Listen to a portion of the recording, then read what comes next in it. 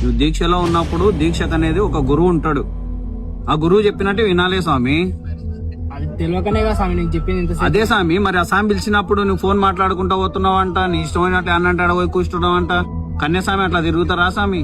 సన్నిధానంలో ఉన్నప్పుడు సన్నిధానం విడిచిపెట్టి బయటకు కూడా వెళ్ళొద్దు కన్యాస్వాములు.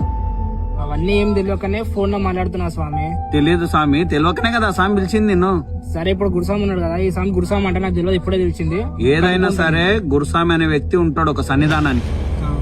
ఉన్నప్పుడు నువ్వు ఫోన్ లో మాట్లాడేది కాదు, మాట్లాడదు. మీ ఇంటికన్నా కూడా పిలిస్తే వచ్చి స్వామికి సమాధానం ఇవ్వాలి. సరే స్వామి, ఇప్పుడు నువ్వు చెప్తూ నాకు గురుస్వామి మాట ఏంటి? ఇప్పుడు నువ్వు నాకు చెప్పొద్దు ఇక. గురుస్వామి అనే గురుస్వామి మాటనే ఏంటని చెప్పొద్దు కాదు, ఆ స్వామే చెప్తాడు. మరి అదే స్వామి, మన ఇష్టం అయినట్లు ఉండి సన్నిధానంలో ఉంటే ఆ స్వామికి బ్యాడ్ నేమ్ ఉంది, గురుస్వామికి. సరే ఇప్పుడు గురుస్వామి మాట ఏంటని ఎవరు చెప్పకండి, గురుస్వామి ఏం చెప్పారో అదే పాటిస్తాను. పాటించు. మేము పాటిస్తలేమా యువతల గురుస్వామి చెప్పేది?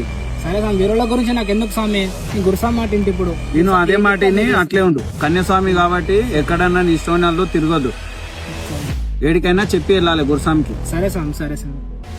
స్వామి ముందు కండ వేసుకో స్వామి, గురుస్వామి చెప్పినట్టు కానీ స్వామి. స్వామి రేపు మార్నింగ్ పూజ అయిపోయినాక నీ సన్నిధానంలో ఉండు స్వామి. రేపు చెప్తాను ఏంటనేది. సరే గురుస్వామి, రేపు పొద్దున ఉంటా.